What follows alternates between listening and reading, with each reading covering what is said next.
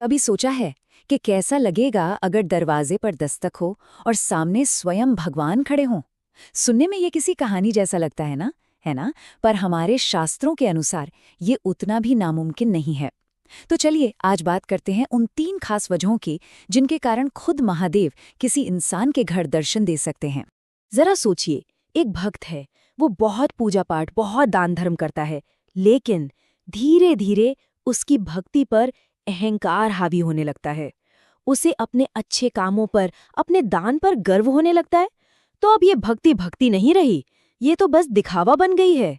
और ठीक यहीं कहानी में एक बहुत ही दिलचस्प मोड़ आता है। पूरे ब्रह्मांड के स्वामी महादेव एक साधारण से भिखारी का रूप लेकर उस भक्त के दरवाजे पर पहुंच जाते हैं। क्यों?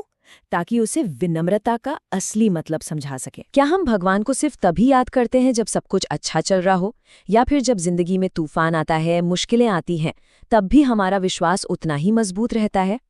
तो इस बार महादेव का आना एक इम्तिहान जैसा है। वो ये परखने आते हैं कि भक्त का विश्वास सिर्फ ऊपर ऊपर का है या उसकी जड़ें वाकई गहरी हैं। ये देखने के लिए कि क्या वो बुरे से बुरे वक्त में भी अपनी आस्था पर टिका रहता है। और अब आता है कहानी का तीसरा और सच कहूं तो सबसे दिल को छू लेने वाला कारण। एक ऐसा आगमन जो किसी परीक्षा या सीख के लिए नहीं, बल्कि एक सच्चे दिल के जुड़ाव से होता है।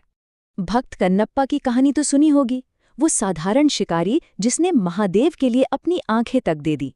या फिर शबरी, जिसने सालों साल भगवान राम के लिए मीठे बेर चुनकर रखे।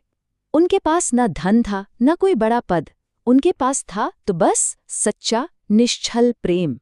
और जब कोई ऐसी पवित्रता से ईश्वर को पुकारता है, तो वो भोलेनाथ अपने भक्त की उस सच्ची पुकार का जवाब देने के लिए सारे नियम, सारी सीमाएं तोड़कर खुद उसके पास चले आते हैं। ये उनकी कृपा और उनके प्रेम का सबसे बड़ा सबूत है। तो संक्षेप में कहें तो ये 3 मुख्य वजह हैं: अहंकार को तोड़ने के लिए, विश्वास को परखने के लिए और सच्ची भक्ति का मान रखने के लिए। लेकिन कहानी यहाँ खत्म नहीं होती। इसका सबसे गहरा रहस्य तो अब सामने आना बाकी है। अब तक जो एक पौराणिक कथा लग रही थी, वो अब एक ऐसे दर्शन में बदलने वाली है जिसे हम सब अपने रोजमर्रा के जीवन में अपना सकते हैं।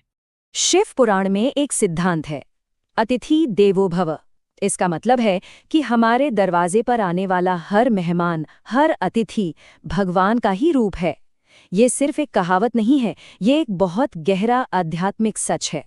और यही वो लाइन है जो इस पूरी कहानी का सार एक वाक्य में बता देती है।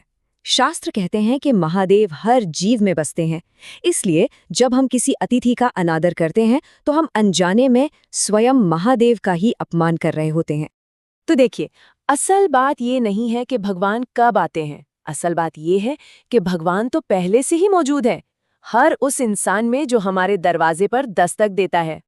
और इसी एक सवाल के साथ ये कहानी हमें छोड़ जाती है।